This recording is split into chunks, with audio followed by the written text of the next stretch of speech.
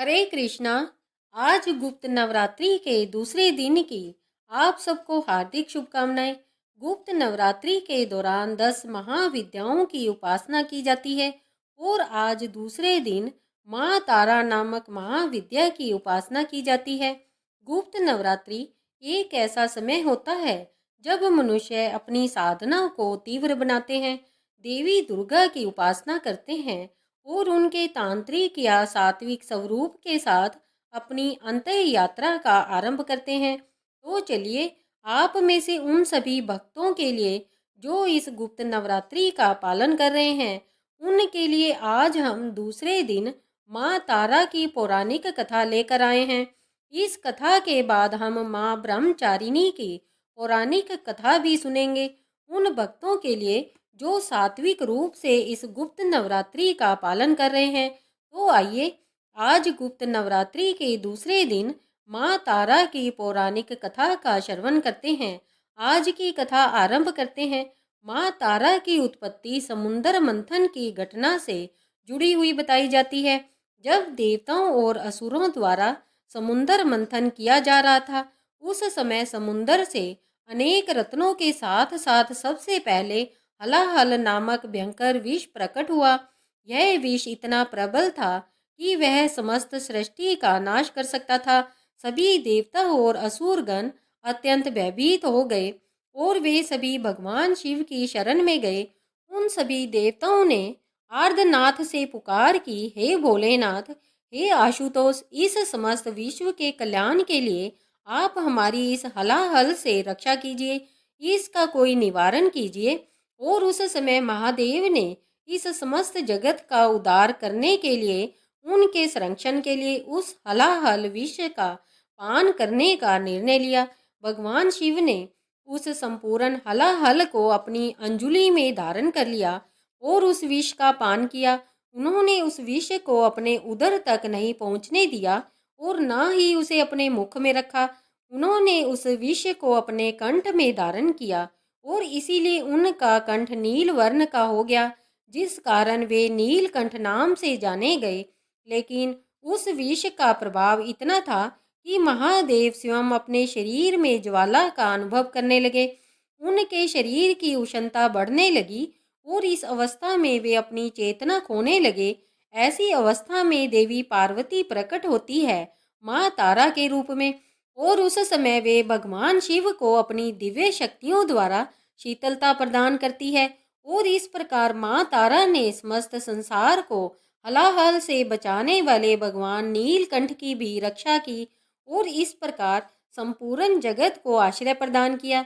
यही कारण है कि माँ तारा को सभी महाविद्याओं में सर्वाधिक सुलभ और करुणामयी बताया गया है। उनका मातृत्व भाव अत्यंत प्रबल है। वे अपने भक्तों को वैसे ही पालती है जैसे एक माता अपने शिशु का पालन पोषण करती है। तारा शब्द का अर्थ है नक्षत्र तारा और तारा एक सुंदर किंतु निरंतर स्वयं को जलाता हुआ पिंड है। वे समस्त जीवन को आगे बढ़ाती है।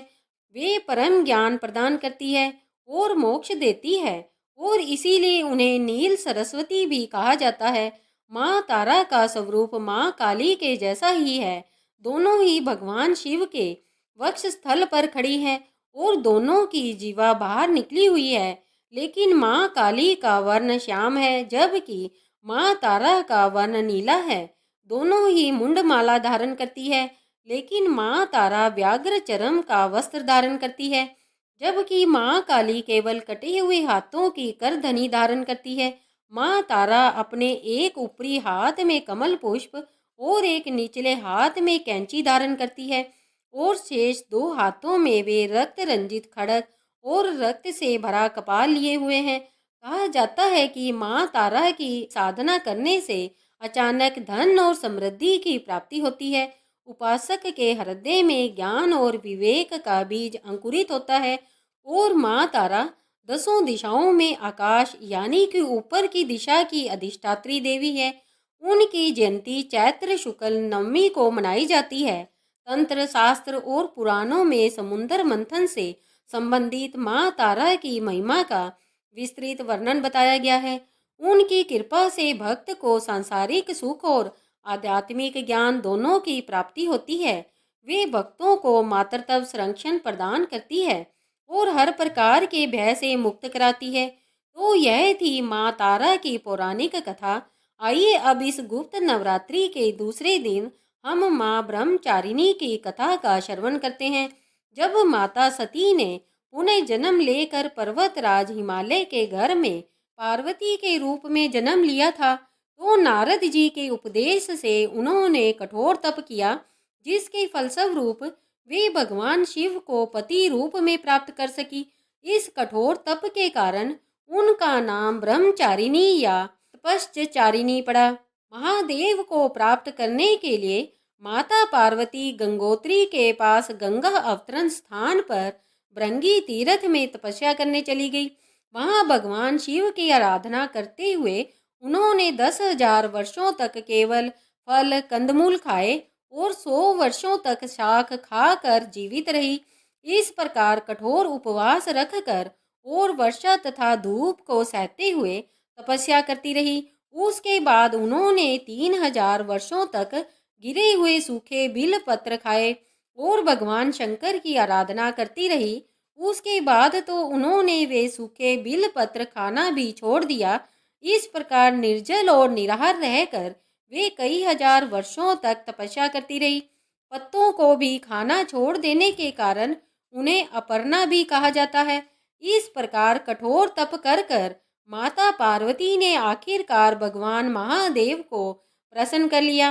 तपस्या के कारण शुद्ध होने पर माँ पार्वती के साथ महादेव का विवाह हुआ और उन्हें अपनी पत्नी रूप में भगवान शिव ने स्वीकार किया। इस प्रकार कठोर तप करने के कारण माता पार्वती का नाम ब्रह्मचारिणी पड़ा, जिसका प्रमाण हमें शिव पुराण में मिलता है। तो इस प्रकार माँ दुर्गा का दूसरा स्वरूप ब्रह्मचारिणी का है और नवरात्रि के द्वितीय दिन माँ ब्रह्मचारिणी की पूजा आराधना की जाती है। ब्रह्मचारिणी का अर्थ तप की चारिणी यानी कि तप का आचरण करने वाली देवी माँ है। माँ पार्वती का यह स्वरूप पूर्ण ज्योति में और अत्यंत भव्य है। उन्होंने दाएं हाथ में जप की माला और बाएं हाथ में कमंडलू धारण किया है। माँ ब्रह्मचारिणी दुष्टों को सन्मार्ग दिखाने वाली है। माँ ब्रह्मचारिणी का पूजन करने से आलस्य, अहंकार, लोभ, असत्य, स्वार्थ और ईर्ष्या जैसी दुष्प्रवृत्तियां दूर हो जाती है। उनका स्मरण मात्र करने से एकाग्रता और स्थिरता आती है। साथ ही विवेक, बुद्धि और धैर्य में भी वृद्धि होती है। माता की भक्ति करने से व्यक्ति में तप की शक्ति, त्याग, सदाचार, संयम और वैराग्य जैसे सद्गुणों में वृद्धि होती है। आइए अब हम देवी भगवती से जुड़ी एक और पौराणिक कथा का श्रवण करते हैं।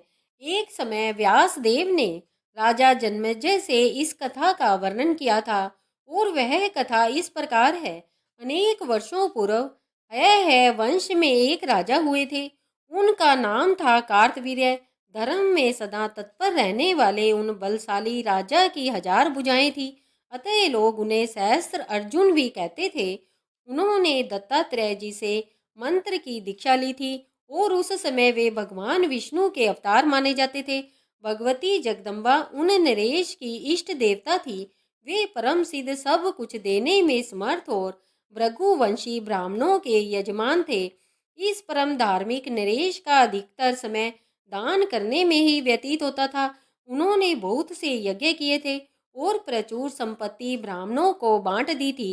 उस समय राजा कार्तवीर्य के दान से वे भृगुवंशी ब्राह्मण अत्यंत धनी कहलाने लगे थे। घोड़े और रतन इत्यादि की प्रचुर संपत्ति के कारण विश्व में उनकी अपार ख्याति हो गई थी।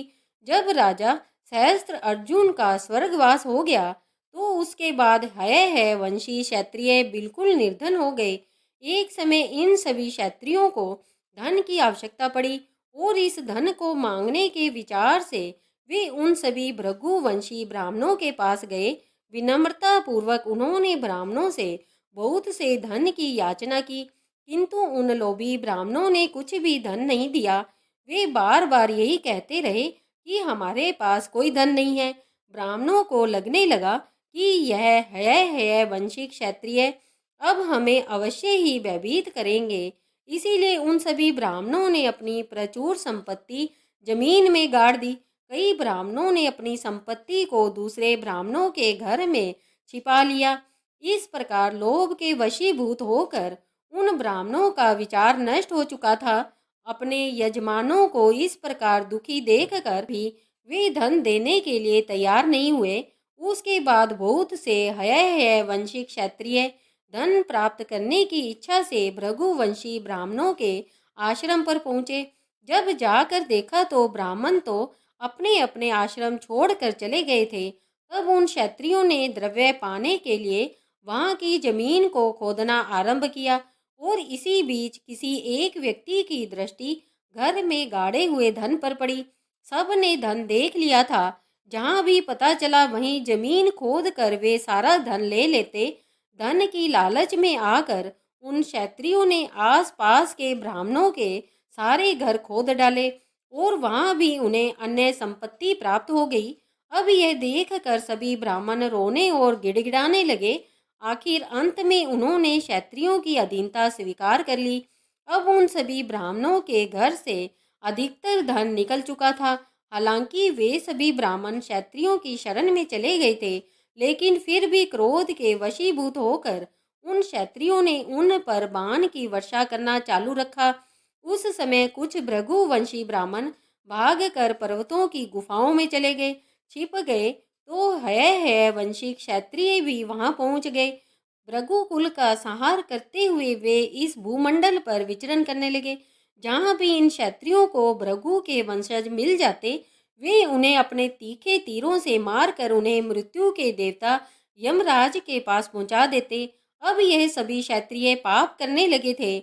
उनके इस निंदनीय कर्म से जिन स्त्रियों का गर्भ नष्ट हो जाता था, वे बेचारी अत्यंत दुखी होकर क्रूर पक्षी की भांति विलाप करने लगती थी। और उस समय तीर्थवासी कुछ अन्य मुनियों ने उन अभिमानी है वंशी क्षत्रियों से कहा, हे क्षत्रियो, तुम ब्राह्मणों पर इतना भयंकर क्रोध मत करो। यह बड़ा ही अनुचित कर्म है। तुम्हें ऐसा निंदनीय कार्य नहीं करना चाहिए। जो भृगु कुल की स्त्रियों के गर्भ का भी उच्छेद करने में तुम तत्पर हो गए हो। हे क्षत्रियो, जब पुण्य अथवा पाप उग्र और असीमित हो जाता है, तब उसका फल इस जन्म में ही सामने आ जाता है।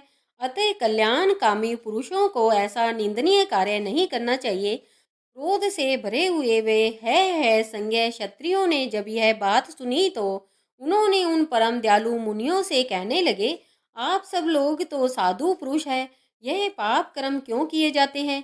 इसका रहस्य आप नहीं जानते। हमारे पूर्वज बड़े महात्मा पुरुष थे, कूटनीति के विशेषज्ञ।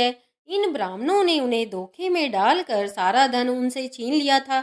यह सभी ब्राह्मण बगुले के समान हैं। हमने अपने कार्य के लिए जब प्रार्थना पूर्वक उनसे धन मांगा तो उन्होंने देने से इनकार कर दिया। हम तो उनके यजमान हैं। हम महान कष्ट भोग रहे थे और यह बात वे भी जानते थे। हमने उनसे थोड़ा सा ही धन मांगा था, लेकिन उनके मुख से बार बार यही निकलता रहा कि हमारे पास कुछ नहीं है, चले जाओ। धन पास होने के बाद भी उन्होंने हमारी प्रार्थना को ठुकरा दिया था। जब हमारे पूर्वज महाराज कार्तवीर्य ने इन्हें अपनी संपत्ति सौंपी थी, तब किस प्रयोजन से यह उनके धन की सारी संभाल करते रहे? ना तो उन्होंने कोई यज्ञ किया, ना याचक के मांगने पर कुछ दान दिया। ब्राह्मण का तो कर्तव्य होता है कि वह किसी भी प्रकार के धन का संचय ना करे, विधि पूर्वक यज्ञ करे, दान दे और सुख सुविधा के लिए खाने पीने में व्यय करे।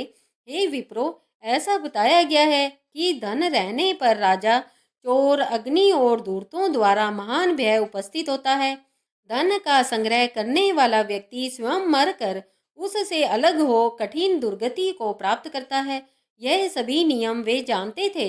उसके बाद भी यह पुरोहित ब्राह्मणों ने लोभ के कारण संशय में पड़े रहे। दान, भोग और नाश, यही तीन धन की गतियां हैं। पुण्यात्मा पुरुषों का धन दान और भोग में खर्च होता है और पापी यूं ही अपने संपत्ति से वंचित हो जाते हैं। जो कृपण लोग ना तो धन का दान करता है, ना खाने पीने में खर्च करता है और केवल संचय ही करता रहता है, उसे महान क्लेश भोगना पड़ता है और अंत में उसका धन नाश हो जाता है। इसलिए हमारे गुरु कहलाने वाले इन अधम ब्राह्मणों को मारने के लिए हम तत्पर हुए हैं। यह बड़े ही धूर्त है। आप तो महात्मा पुरुष है, इसलिए आप कृपया इस विषय में क्रोध ना करें। इस प्रकार मुनियों को आश्वासन देने के बाद उन है वंशी क्षत्रियों ने अपना कुकृत्य चालू रखा। धन की लालच में आकर उन क्षत्रियों ने ब्राह्मणों को बहुत सताया। लोभ में भरे हुए मानव की बुद्धि नष्ट हो जाती है। वह पापी व्यक्ति कौन सा ऐसा दुष्कर्म है जो नहीं कर सकता। काम, क्रोध और अहंकार, यह तीनों शत्रु है, लेकिन यह लोग इनसे भी बढ़कर शत्रु है। इस प्रकार है वंशी क्षत्रियों ने दुष्ट बुद्धि वाले बनकर समस्त भृगु वंश के ब्राह्मणों का संहार कर दिया। जब है वंशी क्षत्रिय भृगु वंश की स्त्रियों को इस बात का पता चला तो वे अपार पीड़ा का अनुभव करने लगी। तब वे भय के कारण अत्यंत घबरा कर जीवन से निराश होकर हिमालय पर्वत पर चली गई। वहीं नदी के तट पर उन्होंने मिट्टी की माँ गौरी की मूर्ति बनाकर स्थापित की और निराहार रहकर उपासना करने लगी। अब उन्हें अपनी मृत्यु सामने दिखाई दे रही थी। उस समय उन श्रेष्ठ स्त्रियों के पास स्वप्न में देवी पधारी और उनसे कहा, तुम लोगों में से किसी एक स्त्री की जांग से एक पुरुष उत्पन्न होगा। मेरा अंशभूत वह पुरुष तुम लोगों का कार्य संपन्न करेगा। इस प्रकार कहकर भगवती जगदम्बा अंतर ध्यान हो गई। नींद टूटने पर उन सभी स्त्रियों के मन में बड़ा हर्ष हुआ। उनमें से एक चतुर स्त्री ने गर्भ धारण किया। उसका हृदय भी भय से वंचित नहीं था। वंश वृद्धि के लिए वह वहां से भाग चली। क्षत्रियों ने उसे भागते देख लिया। जब उन्होंने देखा कि तेज से इस ब्राह्मणी का मुखमंडल चमक रहा है, तब वे उसके पीछे दौड़े और कहने लगे, बहुत शीघ्र ही इस नारी को पकड़ लो और मार डालो, क्योंकि गर्भ धारण कर कर यह यहाँ से जा रही है। इस प्रकार कहते हुए हाथ में तलवार लेकर वे उस स्त्री के निकट पहुंच गए। भय से अत्यंत घबराई हुई वह स्त्री सामने आए हुए उन क्षत्रियों को देखकर रोने लगी। गर्भ में रहने वाले बालक ने सुना कि माता रो रही है। इसकी अवस्था बड़ी दयनीय है और कोई भी उसका रक्षक नहीं है। क्षत्रियों से संतप्त होने के कारण उसके नेत्र जल की धारा बहा रहे हैं। लगता है कि गर्भवती हिरनी सिंह के पंजे में पड़ गई हो। इस प्रकार आंखों में आंसू भरकर कांपती हुई माता को देखकर गर्भ में स्थित बालक के क्रोध की कोई सीमा नहीं रही। वह जांग चीर कर तुरंत बाहर निकल आया, मानो कोई दूसरा सूर्य प्रकट हुआ हो। उस मनोहर बालक ने अपने तेज से तुरंत ही उन क्षत्रियों के नेत्र की ज्योति को हर लिया। उस बालक की ओर देखते ही मानो वे सभी क्षत्रिय नेत्रविहीन हो गए थे। जन्मांध प्राणी की भांति वे पर्वत की गुफाओं में इधर उधर भटकने लगे। वे समझ नहीं पा रहे थे कि आखिर इस बालक को देखते ही वे नेत्रहीन कैसे हो गए। इससे यह पता चलता है कि इस ब्राह्मणी का ही यह प्रभाव है, क्योंकि इसके पास सतीत्व का महान बल होगा। पतिव्रता नारियों का संकल्प कभी व्यर्थ नहीं हो सकता। दुखी होने पर वे क्षण भर में ही क्या नहीं कर सकती, यह सोचकर वे दृष्टिहीन और निराश्रय है वंश के क्षत्रिय उस पतिव्रता ब्राह्मणी के शरणागत हो गए। उन्होंने अपनी सुध बुध खोकर दोनों हाथ जोड़ लिए और भय से घबराई हुई उस ब्राह्मणी को प्रणाम किया। उन्होंने ब्राह्मणी से प्रार्थना करते हुए कहा, हे माता, अब आप प्रसन्न हो जाइए। हम आपके सेवक हैं, इसमें कोई संदेह नहीं। पाप में बुद्धि हो जाने के कारण हम क्षत्रियों द्वारा महान अपराध हो गया है और इसी के फलस्वरूप आपकी दृष्टि पड़ते ही हम सब नेत्रहीन हो गए। हे माते, हम आपकी शरण में आए हैं। अंधा हो जाना मरण से भी अधिक कष्टप्रद होता है, अतः हमें पुनः नेत्र प्रदान करने की कृपा करें। उन्हें दृष्टि प्रदान कर कर हम सब क्षत्रियों को अपना सेवक बना ले और फिर हम शांत होकर अपने अपने स्थान पर वापस चले जाएंगे और इसके बाद कभी भी हम ऐसा धृत कार्य नहीं करेंगे। अज्ञान व शमारी द्वारा जो अपराध हुआ है उसे कृपया आप क्षमा करें। हाथ जोड़कर अपने समक्ष खड़े हुए उन नेत्रहीन क्षत्रियों को देखकर ब्राह्मणी ने उनसे कहा, हे क्षत्रियो, मेरे द्वारा तुम्हारी दृष्टि नहीं हरी गई है। यह निश्चित है, मैं तुम पर कुपित भी नहीं हूँ। इसका वास्तविक कारण मैं बता रही हूँ, सुनो। इस समय यह जो भृगुकुल का दीपक बालक मेरी जांघ से उत्पन्न हुआ है, तुम उसी के कोप के भाजन बने हुए हो। रोष में आकर बालक ने ही तुम्हारे नेत्र स्तंभित कर दिए हैं। भृगु के वंशज निरपराधी धर्मात्मा और तपस्वी थे। जब तुम इनको मार रहे थे, तब मेरे गर्भ में यह बालक आ चुका था। इसे 100 वर्षों से मैं अपने गर्भ में धारण किए रही थी। इसने 6 अंगों सहित संपूर्ण वेदों का अध्ययन बड़ी सुगमता से किया है। भृगु वंश का उत्थान करने के लिए वह प्रकट हुआ है और वह गर्भ में ही सुशिक्षित हो चुका है। यही पितरों के वध से कुपित होकर तुम्हें मारने के लिए उत्सुक हुआ था। मेरा यह पुत्र भगवती जगदम्बा की कृपा से उत्पन्न हुआ है और उन्हीं के दिव्य तेज से तुम्हारी आंखें देखने में असमर्थ हो गई है। प्रार्थना करने पर यदि मेरा यह बालक प्रसन्न हो गया, तो वह तुम्हें नेत्र ज्योति अवश्य वापस प्रदान कर देगा। अब उस समय वह बालक एक श्रेष्ठ मुनि के रूप में विराजमान था। ब्राह्मणी की बात सुनकर है वंश के क्षत्रियों ने उसके चरणों में मस्तक झुका दिया और बड़ी नम्रता के साथ नेत्रों में ज्योति पाने के लिए वे प्रार्थना करने लगे। उनकी प्रार्थना से वह मुनि कुमार प्रसन्न हो गया और उनसे कहने लगा, हे राजाओं, ठीक है, आप मेरी कही हुई बात पर विश्वास कर कर अपने घर लौट जाइए। देव ने जो कुछ भी निश्चित कर दिया है, वह अवश्य होकर रहेगा। इस विषय में कोई शोक नहीं करना चाहिए। सभी ऋषि लोग पहले की ही भांति सुखपूर्वक समय व्यतीत करें। जितने भी क्षत्रिय हैं, वे सब भी क्रोध त्याग कर आनंद पूर्वक अपने अपने राज्य में लौट जाएं। इस प्रकार उस तेजस्वी बालक के उपदेश देने पर है वंशी क्षत्रिय आज्ञा लेकर अपने अपने स्थान पर चले गए। अब उनके नेत्रों से पूर्ववत ज्योति आ गई थी। अब वे देखने लगे थे। ब्राह्मणी भी तेजस्वी और पृथ्वी के रक्षक के रूप में प्रकट हुए उस दिव्य बालक को लेकर अपने आश्रम में वापस आ गई। बड़ी सावधानी से वह उसका पालन पोषण करने लगी और इस प्रकार उस बालक ने भृगुवंशी ब्राह्मणों के वंश की रक्षा की। यह ऐसा बालक था जो कि भगवती देवी ब्रह्मचारिणी यानी माता पार्वती की कृपा से प्रकट हुआ था।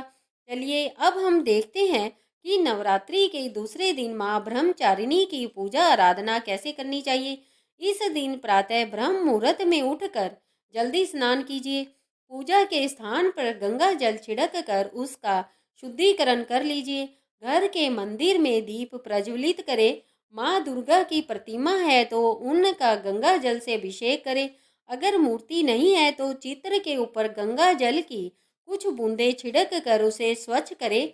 तत्पश्चात माँ दुर्गा को अर्घ्य दे। माँ को अक्षत, सिंदूर और लाल पुष्प अर्पित करें। भोग में स्वादिष्ट व्यंजन और फल, मिठाई इत्यादि अर्पित करें, किंतु भोग अर्पित करते समय यह ध्यान रखें कि यह शुद्ध और सात्विक हो, यानी बिना प्याज लहसुन का, क्योंकि भगवान को सिर्फ सात्विक चीजों का ही भोग लगाया जाता है। अब धूप और दीपक जलाकर दुर्गा चालीसा का पाठ करें। देवी माँ ब्रह्मचारिणी को गुड़हल और कमल का फूल अत्यंत पसंद है, इसीलिए संभव हो तो माँ की पूजा के दौरान इन्हीं फूलों को देवी माँ के चरणों में अर्पित करें। माँ को चीनी और मिश्री भी काफ़ी पसंद है, इसलिए उनको चीनी, मिश्री और पंचामृत का भोग भी लगा सकते हैं।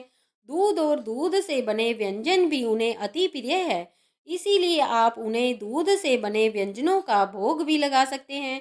इन्हीं चीज़ों का दान भी करना चाहिए, तो माँ के आशीर्वाद से सौभाग्य की प्राप्ति होती है। अब इस मंत्र के द्वारा माँ ब्रह्मचारिणी का ध्यान और मंत्र जप कर सकते हैं। वंदे वांछित लाभ चंद्रारथ कृत शेखरा जप माला कमंडलोधरा ब्रह्मचारिणी शुभम। इस प्रकार द्वितीय नवरात्रि का पूरा दिन माँ ब्रह्मचारिणी का विधि विधान पूर्वक पूजन किया जाए तो देवी माँ अवश्य प्रसन्न होती है और अपने भक्तों पर कृपया दृष्टि करती है। तो हमें आशा है कि यह कथा आपको अच्छी लगी होगी। इस नवरात्रि के पावन दिनों में देवी माँ भगवती, देवी दुर्गा की नित्य निरंतर कथा सुनने के लिए आपके अपने चैनल त्योहार गाइड को सब्सक्राइब कर लीजिए। इस वीडियो को अंत तक देखने के लिए आप सभी का धन्यवाद। बोलो माता रानी की जय।